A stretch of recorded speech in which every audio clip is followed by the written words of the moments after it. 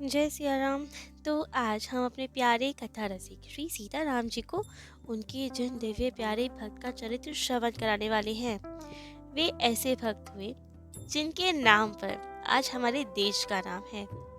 संकल्प में सुनते हैं ना, भरत खंडे, वही भरत जी, जिनके कारण आज हमारे देश को, इस खंड को भारतवर्ष कहा जाता है। पहले तो अजनाब खंड कहा जाता था इसे। विशाल था हमारा देश, अब तो बंटवारा हो के भारतवर्ष बहुत छोटा सा रह गया। तो आज राज ऋषि भरत जी की कथा। तो भरत जी के पिता थे श्री ऋषभ देव जी। ऋषभ देव जी जो कि 24 अवतारों में एक माने जाते हैं। जैसे हम दशा अवतार तो बहुत फेमस है, जिनके बारे में सब जानते हैं, लेकिन भक्तमाल में भगवान के 24 अवतारों का वर्णन किया गया है, जिसमें सबसे पहले मीन अवतार, वराह, कश्यप, नरसिंह जी, वामन जी, परशुराम जी, श्री रघुवीर जी, कृष्ण जी, बुद्ध भगवान, कल्कि भगवान, व्यास जी, पृथु जी, हरि जी वही जिन्होंने गजराज जी को बचाया था ग्राह से, हंस जी, मनवंतर जी, यज्ञ जी, ऋषभ जी, हयग्रीव जी, श्री ध्रुव वरदेन जिन्होंने ध्रुव जी को वरदान दिया, श्री धनवंती जी, नर नारायण जी, दत्तात्रेय जी, श्री कपिल देव जी, श्री सनकादिक जी। ये है 24 अवतार भगवान के। तो इन्हीं 24 अवतारों में से एक श्री ऋषभ देव जी, उनके 100 पुत्र हुए, जिसमें से श्री भरत जी सबसे बड़े पुत्र थे, बहुत ही गुणवान थे।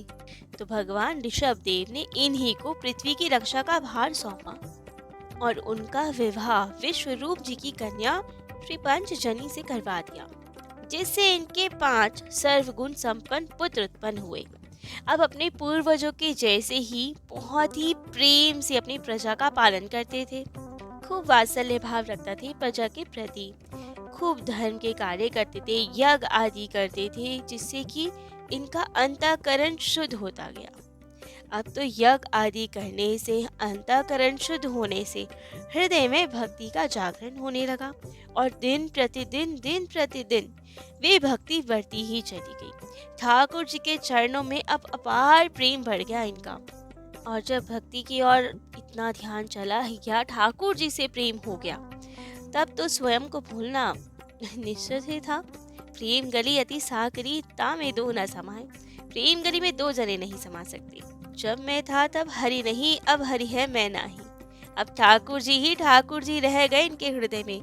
स्वयं के बारे में कुछ ध्यान नहीं रहता, राज कार्य में कोई मन नहीं लगता इनका। इनका सतत ध्यान ठाकुर जी की ओर ही रहता। अब जब राज कार्य में व्यवधान होने लगा, तब तो मंत्री मित्र सब इनको बार बार कोशिश करे कि इनका ध्यान किसी तरह राज कार्य में दोबारा हो जाए। बहुत प्रयत्न करते, लेकिन इनकी भाव दशा तो बढ़ती ही चली गई।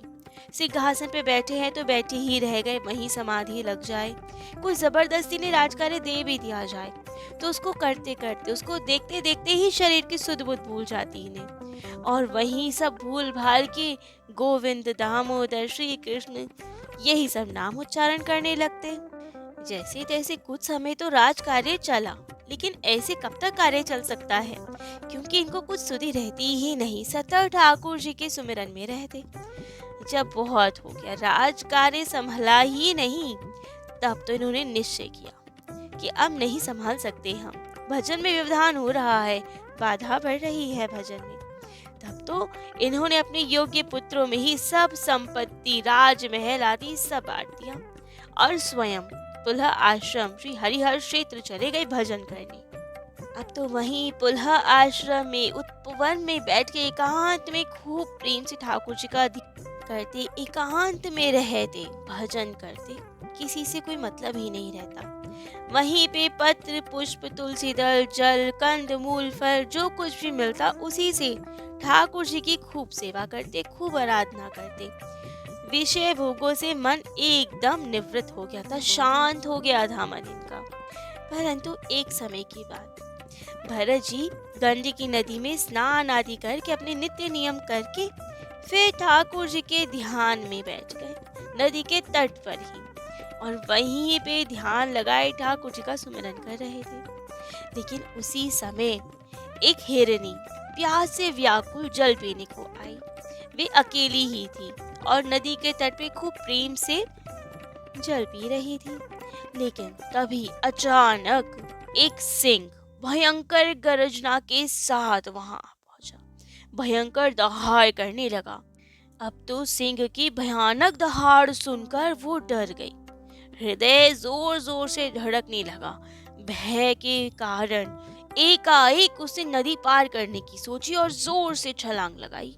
और छलांग लगाने के कारण, अत्यधिक भयभीत होने के कारण, उस हिरनी के गर्भ का बालक बाहर निकल के नदी में गिर गया।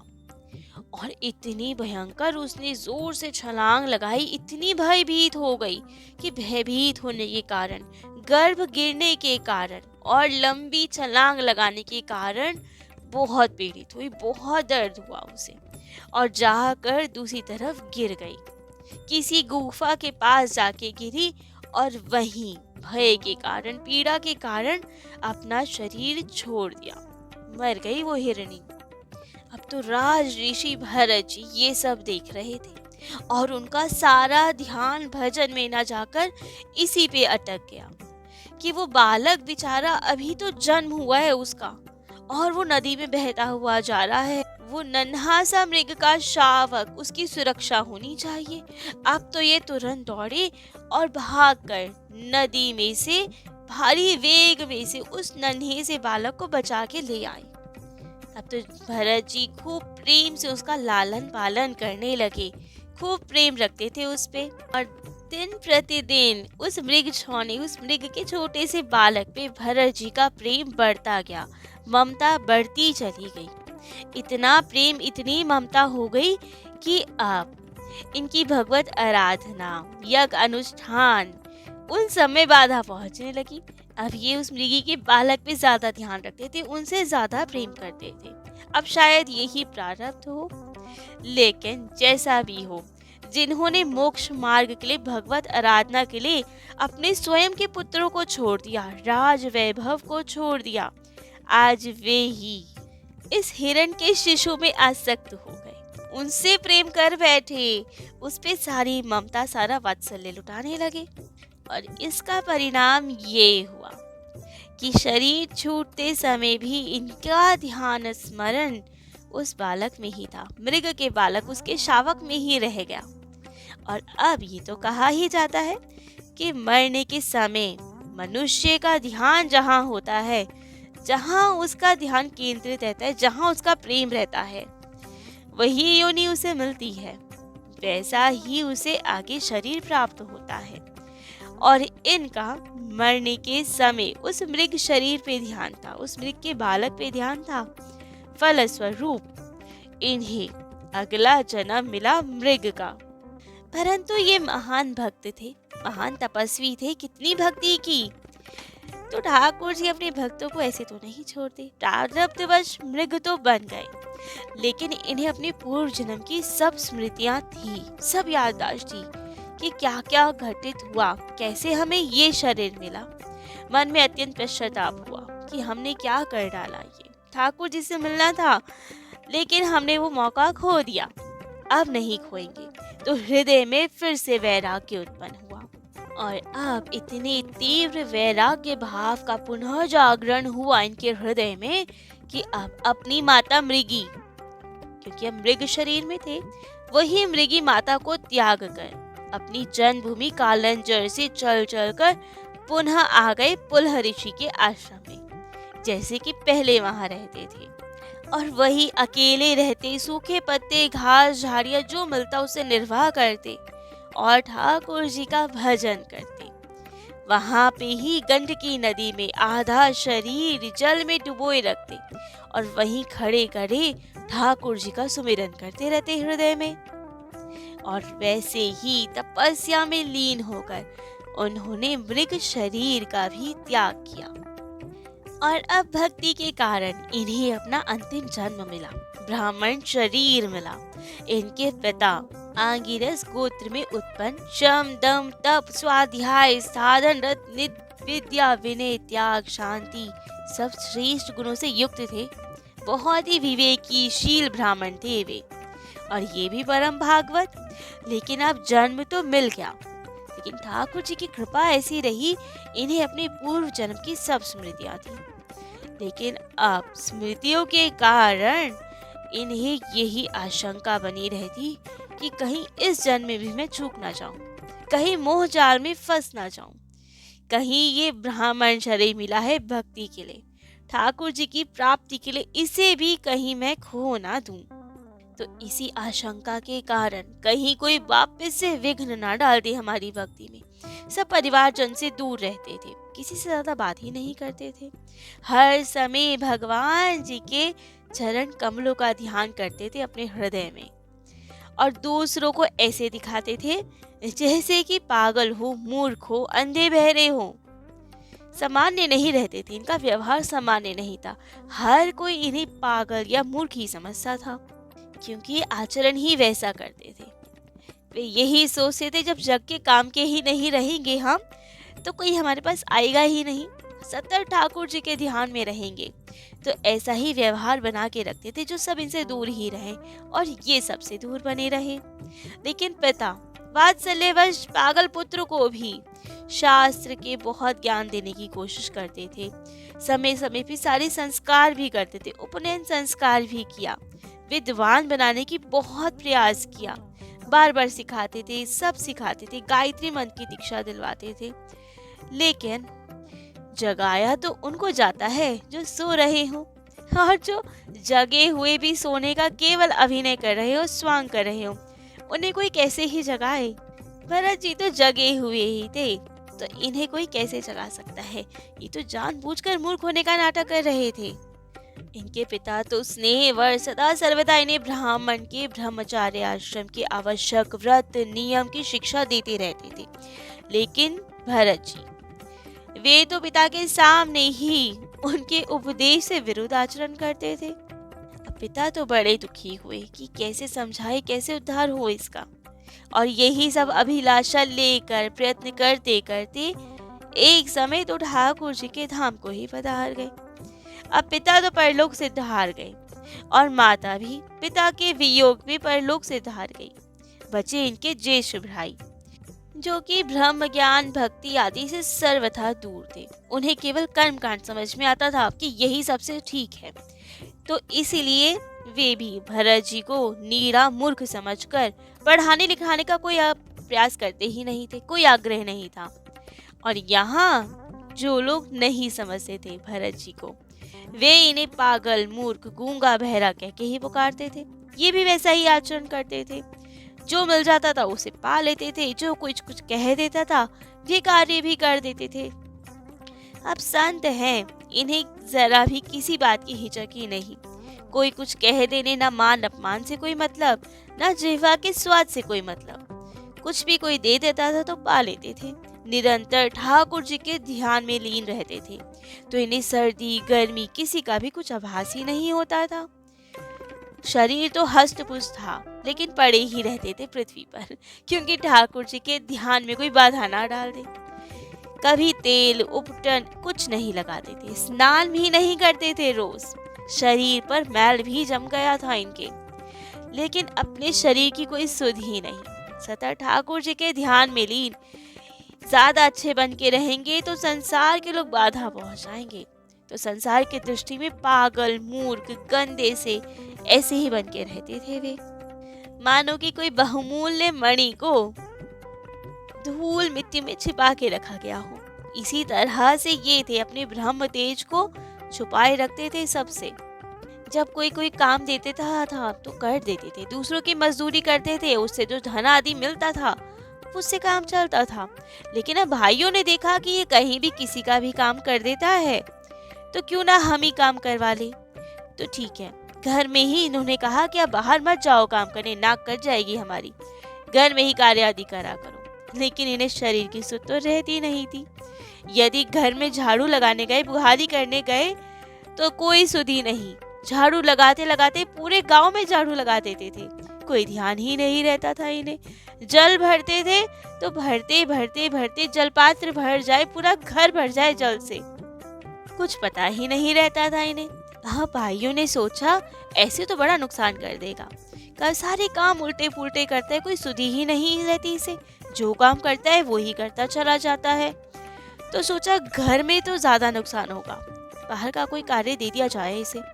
तो इन्हें खेत में, धान के खेत की क्यारियों को समतल करने के लिए कार्य में लगा दिया गया। जहाँ क्यारियां ऊंची हों तो वहां की मिट्टी हटा के उसे नीचा कर दे, खोद दिया जाए, और जहाँ नीची हो तो वहाँ मिट्टी लगा के उसे ऊंचा कर दिया जाए, जो सारी क्यारियां इक्वल हो जाए, समतल हो जाए। लेकिन ये इनके तो लीला ही अद्भुत। खनन कहे तो कूप बनावे, पूरन कहे तो शैल उठावे। जहाँ क्यारियां ऊंची हो जाती थी तो खुदाई करनी होती थी, और ये तो खोदते जाएं खोदते जाएं खोदते जाए, कुआं बना दे वहां पे। और जहाँ क्यारियां को ऊपर उठाना होता था, कम मिट्टी थी, वहां थोड़ा मिट्टी लगानी पड़ती उसमें, वहां मिट्टी लगाते जाए कि पहाड़ टीला ही बना दे वहां। तो अब तो इनके भैया और परेशान कि ये तो सारा खेत बर्बाद कर देगा, कहीं तो कुआं बना रखा है, कहीं पहाड़ बना रखा है, इसको तो ये काम नहीं देना चाहिए, बहुत नुकसान कर देगा। तब उन्होंने उस काम से भी इन्हें हटा दिया और कहा खेतों की रखवाली किया करो तुम। अब ये खेत की मेंढ पे जाके तो बैठ जाते और वहां खूब आनंद से भजन करते। इन्हें तो कोई सुध ही नहीं, चिड़िया आ रही है, दाना खा रही है तो बढ़िया है, ना खाए तो बढ़िया है, खाए तो बड़े देख के कभी कभी तो प्रसन्न होए। राम जी की चिड़िया, राम जी का खेत, खा ले चिड़िया भरी भरी पेट। ऐसी तो रखवाली हो रही थी इनकी। अब तो पूरा खेत चौपट हो जाए। अब यहाँ से भी इन्हें हटा दिया गया। एक समय के बाद तो डाकियों के सरदार, उसकी कोई संतान नहीं थी, जिसके कारण उसने भद्रकाली माँ की मनौती मांगी, और मनौती पूरी होने पे कहा गया कि मनुष्य के बलि आपको अर्पण की जाएगी। तब संकल्प आदि हुआ। जब संकल्प पूरा होने की बारी आई तो जो पुरुष पशु उसने पकड़ के मंगवाया था बलि देने के लिए, कैसे न कैसे ठाकुर जी की कृपा से वो तो बच के भाग गया उनके फंदे से। अब तो पूरा विधि विधान करना है, नर पशु की बलि चढ़ानी है। तो ढूंढने गए सब उनके सेवक कि कहाँ से अब किसी को पकड़ के लाए, क्योंकि हमारा तो पशु भाग गया, नर पशु भाग गया। तो अब रात में ढूंढने निकले और वहीं खेत में तो वीर आसन लगाए यही जड़ भरत जी, क्योंकि इन्हें सब मूर्ख समझते थे, इसलिए इनका नाम भरत जी नहीं जड़ भरत जी कहा जाता था। तो वही जड़ भरत जी तो वीर आसन लगाए खेत की रखवाली कर रहे और ठाकुर जी के ध्यान में मग्न। अब जब उन्होंने देखा इन्हें तो बड़े प्रसन्न हुए। अरे ये नर पशु तो बहुत अच्छा दिखाई दे रहा है, शुभ लक्षण है इसमें, तो बड़ा हष्ट पुष्ट है, हमारे सरदार तो बहुत प्रसन्न होंगे इन्हें देख के। तो तुरंत रस्सियों से बांधकर इन्हीं को पकड़कर ले गए, और वे तो अपनी समाधि में मग्न, अपने ठाकुर जी के लीला चिंतन में मग्न, कुछ भी नहीं बोला उन्होंने। और वे तो आए और जैसे उनका वहां पे विधि पूर्वक स्नान करवाया गया, कोरे वस्त्र पहनाए गए, पुष्पमाला, चंदन आदि सब भोजन करवाया गया, और फिर बलिदान की विधि की गई। खूब नृत्य गान उत्सव होने लगा, ढोल मृदंग बजने लगे, और जैसे ही ले जाकर इन्हें भद्रकाली के सामने प्रस्तुत किया गया, सिर नीचा करके बैठाया गया और देवी के मंत्र से अभिमंत्रित एक खड़ग उठाया गया इनका सर काटने के लिए। जैसे ही ये देखा गया, अब भद्रकाली जी को भी ये सहन नहीं हुआ, क्योंकि वे तो जानती है ना ये भगवत भक्त है। तुरंत प्रकट हो गई, सबके हाथ से खड़ग छीना और सब दुष्टों का संहार कर दिया। और जड़ भरत जी का खूब प्रेम से सम्मान किया गया, क्योंकि ठाकुर जी के भक्त हैं ये। और ये तो अपनी अवधूत अवस्था में चल दिए वहां से और अपना भजन सुमिरन में लगे रहे। एक समय की बात, सौबीर देश के राजा रघुगण पालकी पे चढ़कर कपिल देव जी से तत्व ज्ञान प्राप्त करने जा रहे थे कपिलाश्रम। तो अब जाते जाते रास्ते में एक सुमति नाम की नदी पड़ी। जब उसके किनारे तक पहुंचे तो अचानक उनकी पालकी का एक कहार अस्वस्थ हो गया, जिसके कारण उससे पालकी नहीं उठाई जा रही थी, ढोई नहीं जा रही थी। अब तो कहारों के मुखिया ने कहा कि हमें शीघ्र ही किसी कहार की खोज करनी पड़ेगी, तभी तो पालकी आगे बढ़ेगी। तब तो देखा, ढूंढा गया तो वहीं जंगल में कोने में कहीं जड़ भरत जी बैठ के अपने ठाकुर जी के ध्यान में मग्न अब जब कहार के सरदार ने देखा कि ये तो बड़ा हष्ट पुष्ट है, ये जरूर पालकी उठा पाएगा, बड़ा ताकतवर लग रहा है, तो पकड़ के उसे ले आए और जबरदस्ती पालकी में जोड़ दिया। अब तो ये तो महात्मा जो कुछ भी करा ले, ये किसी को कुछ मना करते ही नहीं थे। लेकिन कार्य तो इनके योग का था नहीं, फिर भी चुपचाप सबकी प्रसन्नता के लिए पालकी उठाने लगे। कोई कोई संत तो ये भी कहते हैं कि वे मृग शावक ही राज ऋषि भरत जी जिसे बचा के लाए थे, जिससे अत्यधिक प्रेम करते थे, वही मृग शावक ये राजा रहुगण बन के आया। तब प्रेम के कारण जब भरत जी उसे कंधे पे ले लेके घूमते थे, उसको गोद में घुमाते थे, और आज वही मृग शावक राजा बन के आया, आज भी इनके कंधे पे सवार रहा। तो अब जड़ भरत जी पालकी ढो रहे हैं, लेकिन अब अभ्यास तो है नहीं, क्योंकि कहार तो है नहीं ये तो। और दूसरा कि संत स्वभाव है। अब संत तो बहुत देखभाल के चलते हैं, कहीं कोई जीव हमारे पैरों के नीचे ना दब जाए। ऐसे ही ये थे, एक बार दूर तक की पृथ्वी देख के चलते थे, कहीं कोई जीव तो नहीं है। जहाँ कोई जीव आ जाए तो उछल पड़ते थे या साइड हो जाते थे। अब ऐसे पालकी कैसे चले? सबकी चाल और इनकी चाल में तो अंतर रहे। सब तो जल्दी जल्दी चले, अब ये तो धरती देखते हुए चलेंगे तो धीरे चलेंगे, फिर कभी उछल रहे हैं, कभी साइड हो रही हैं। अब तो राजा को बड़े झटके लगने लगे, कभी पालकी टेढ़ी मेढ़ी हो जाए, कभी वो गिरने को हो जाए। अब तो रहुगण राजा ने बहुत डांटा कि क्या हो गया, ये ठीक से पालकी उठाना नहीं आता, प्रमाद कर रहे हो क्या सब? तब तो कहारों के मुखिया ने कहा, भगवान हमारी गलती नहीं है, अभी अभी एक नया कहार जोड़ा गया है पालकी में, उसी की गलती है, उसी ने ठीक से पालकी नहीं उठा रखी, कभी उछल पड़ता है, कभी साइड हो जाता है, उसी के कारण ये सब हो रहा है।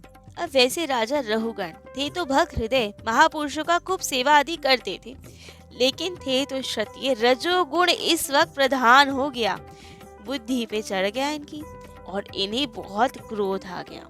समझ नहीं पाए कि जड़ भरत जी का असली स्वरूप क्या है, महापुरुष है।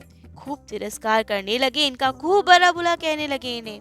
लेकिन जड़ भरत जी वे तो ब्राह्मण देवता मुस्कुराए और शांति पूर्वक खूब प्रेम से उनकी बातें सुनने लगे, और बाद में कृपा करके उसको आत्म उद्धार का उपदेश देने लगे। उसे समझाते कि रहुगण, महापुरुषों की चरणों की सेवा किए बिना, केवल तप करने से, दान करने से, दीन सेवा करने से, अतिथि सेवा करने से भगवत प्राप्ति नहीं हो सकती ही। भगवत प्राप्ति तो केवल महापुरुषों संतों की सेवा से प्राप्त होती है, ठाकुर जी के गुणगान करने से होती है। अब तो जब इतनी सब बातें उपदेश सुनी तो रहुगण को बहुत पश्चाताप हो गया। समझ गए कि ये अवश्य ही कोई महाज्ञानी है जिन्हें मैंने पालकी में लगाया, जिनका इतना निरादर कर दिया मैंने। अब इस अपराध का प्रायश्चित कैसे होगा? तब तो रहुगण ने जड़ भरत जी को प्रणाम किया, खूब आदर किया, क्षमा प्रार्थना की उनसे, खूब प्रेम से भक्ति भाव से पूर्ण उनके चरणों में प्रणाम करके निवेदन किया कि मैं समझ गया हूँ, आप जगत के उद्धार करने के लिए ही यहाँ आए हैं। आपका स्वरूप बाहर से देखने में जैसा भी हो, लेकिन आप भीतर से ब्रह्म तेज से संपन्न हैं, सबसे छुपे हुए रहते हैं आप। कृपा कीजिए, मेरे उद्धार का मार्ग बताइए, समाधान कीजिए मेरी जिज्ञासाओं का। और फिर जड़ भरत जी की कृपा उन पे हुई। रहुगण ने अपनी समस्त जिज्ञासा का समुचित समाधान पाया उनसे और कृतकृत्य हो गया। तो ऐसे दिव्य थे भरत जी, या कहीं जड़ भरत जी, जिनके कारण आज इस देश को भारतवर्ष कहा जाता है। तो आज भरत जी का चरित्र तो यही विश्राम देते हैं। कल अपने प्यारे कथा रसिक श्री सीताराम जी को उनके अन्य किन्हीं दिव्य प्यारे भक्त का चरित्र श्रवण कराएंगे। आज के लिए इतना ही। जय जय श्री सीताराम।